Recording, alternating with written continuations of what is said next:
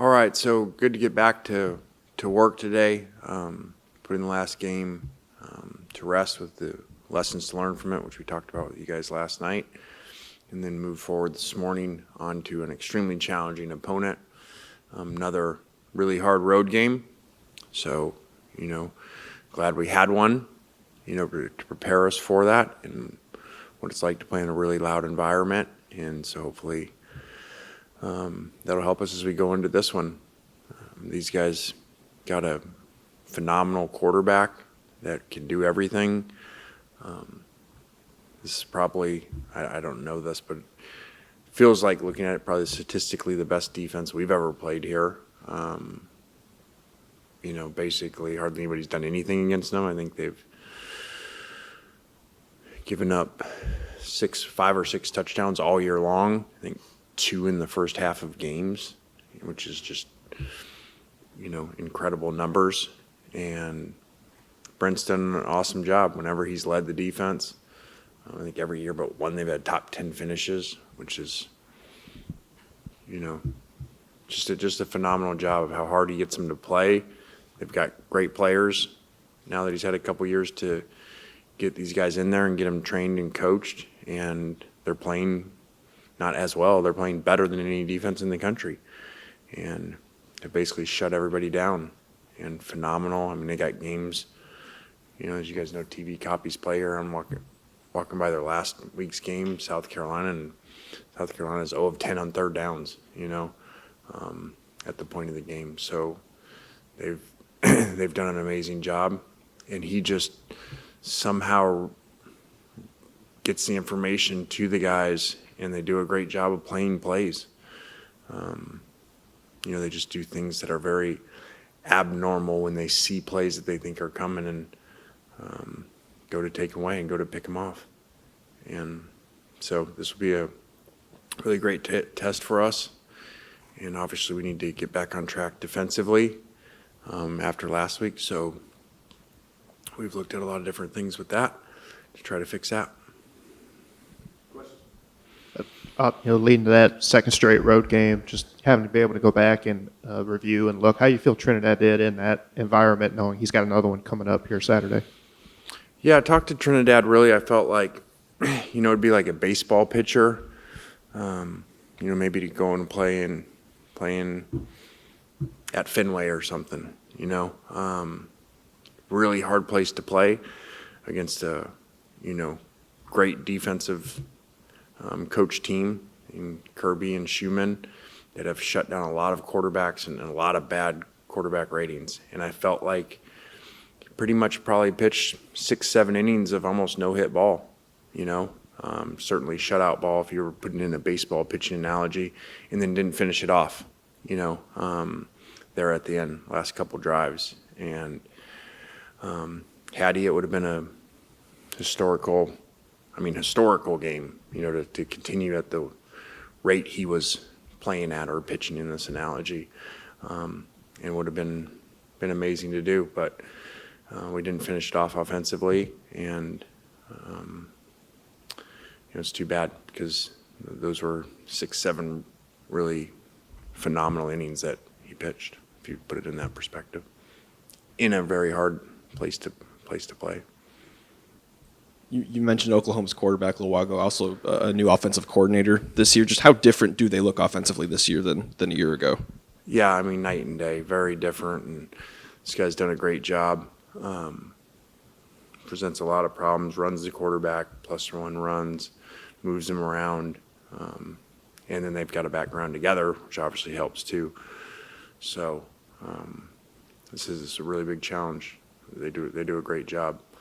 They've always had this defense, really got this defense fixed, the last couple of years, and now they got their offense fixed, and now you got a top 10 team like they have. You know what you're supposed to have at Oklahoma. Coach, in reference to fixing their defense, it seems like depth on the defensive line. They rotate like 8 or 9 guys throughout the game. Yeah, they're coached really well. They have some backups come in, and they look similar. How fast they get off on the ball, and they got really good players that are coached really well. That's a really good combination in a very aggressive almost like defense mindset. I feel like he plays kind of like a lot of offense, or some offenses play sometimes, where it's like when he has them and he has them down, he doesn't get conservative. It's like he's going to really try to like keep going. And it's why you see some of these games where it's just, you know, the offensive numbers are so far down here because he just never lets up. And I think that that's not necessarily always how defensive coaches call it. I think that's maybe a little more some offensive coaches do that. So I think he's taken that mindset and he really knocks people out. I was wondering if you could elaborate on what it is that you think they're able to do to sort of know what's coming sometimes that other teams don't seem to be able to do. Well, I think that's two-part. I think one, it's phenomenal prep. A film study of signals. I mean, as I just tell you how it is. I think they do a great job of that. So if you study people really well, you know tendencies, and then you have enough confidence as a coach to go after those. That seems what he does.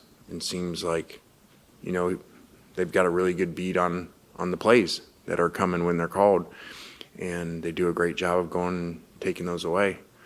I mean, you look at the Auburn game. I mean, I told Hugh after the game watching it, I mean, you might want to switch the signals. Like, it looks like they have the plays. The middle safety's running down to steal slants, which is very abnormal. You may have just answered my next question, but do you get with that in mind? Do you have to kind of shake everything up from a signal standpoint this week, or do you do that every week anyway? No, we're going to keep our same signals. I mean, I guess I was wondering, do you do that every week, or is that something that you have to specifically address because of who you're playing? Yeah, that's a really good question, and competitively, I can't answer that for you. We'll have an off-season seminar on that for you. Teach you how that works. Keywan's coming off his third multi-touchdown game of the year. How helpful has it been to have him in the backfield to be able to balance out your offense? Yeah, Keywan's done an amazing job. I always look at things not like, oh, how well did you do them, and sit on that. And I always look at things and say, okay, how could we have done something differently? And I kind of wish we would have got him the ball there in the fourth quarter, as they were driving a lot. But at the same time, too, in my opinion, you move versus Georgia through throwing, especially their defense this year. And it's a lot harder to run against them. That's why you saw a pass-heavy game or quarterback-run game. So, and it worked, 5 series of 5 touchdowns. So it's kind of hard to go away from that. But looking back, obviously, when we missed some of the throws, you say, well, man, I wish we kind of would have given it to him. But he's done a great job. And how big is that in road games, especially in a stadium like that, to be able to establish a ground game? Yeah, I think it's just such a different feeling. When you go to Georgia and play that defense in that environment, and there's no turnovers, no sacks, and no tackles for loss.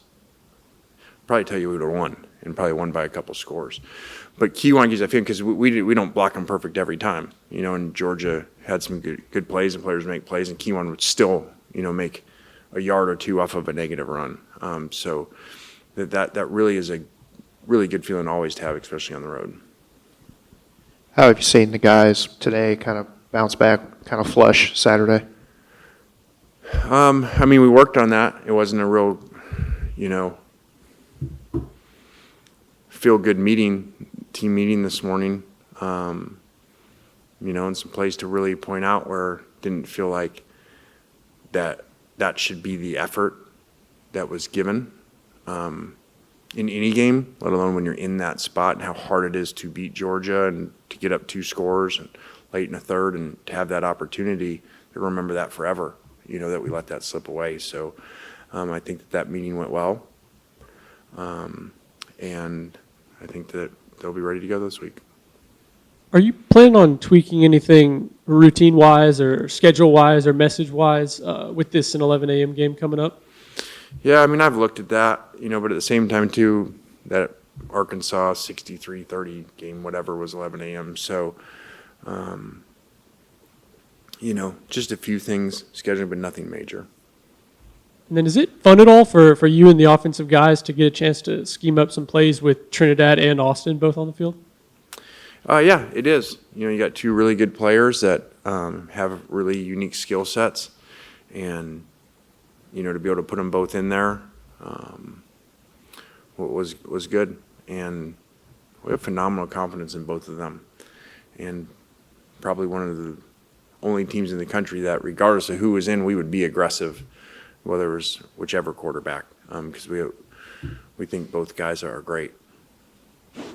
Coach, this Oklahoma offense has thrived in the red zone this year. What did you see from your secondary and defense in general, maybe against Georgia in the red zone, which they struggled in, and how do you kind of turn those things around, get ready to go to Oklahoma this weekend? Yeah, I think Georgia did a great job. I think Mike Bobo had a really good plan, but at the same time too, there's things that we had taken away where we just didn't do basic assignments, and you just see people wide open, or we don't blitz the gap we're supposed to on 3rd and 7, and they run the ball for a first down. So part of it was really good execution by Georgia, and part of it was us not even giving ourselves a chance by not executing a call right. Jumping the gun as well. I know you faced Oklahoma last year, but what do you remember about the 2015-2016 national championship game when you were the OC at Alabama and Brent was the DC at Clemson? What do you remember from that game and anything? And what has his defense has shown since that time for you to really make them one of the best in the country every year? Just really multiple, does a lot of things. Like, I don't know how he gets it all practiced and called, because they do so much. And he's been that way forever. I mean, we had him in the national championship the year we're referring to, the Alabama. Clemson had him all the way back as co-coordinators when he was in the Orange Bowl, the USC Oklahoma Orange Bowl. So had a lot of pass with him, and he's always really hard to game plan against. Figured I'd wait and ask this at the end, but I saw your videos either late Friday, Saturday morning. How did you kind of take in the Oxford game and what Knox was able to do there at the end? I mean, that was awesome. I mean, for Dad, I mean, I wish you could have been there.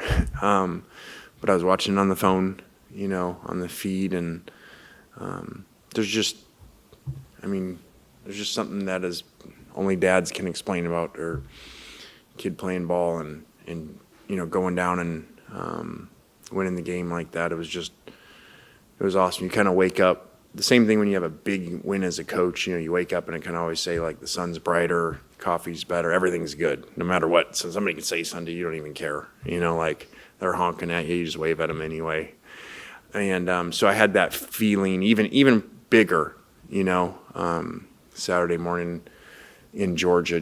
And I was so happy when he got there for the game. He was able to get over for the game and to see him. And I mean, that's what it's all about, And Kirby said it. We were talking before, and he actually left me a message because I sent Kirby the highlights on our little group chat, and so they were fired up for Knox. And he just said, "There's nothing like high school football, man. And we talked about it before the game. Like it's just not the same. It's definitely not in the NFL, and now college has moved more towards the NFL, and it's so pure. And so it was awesome."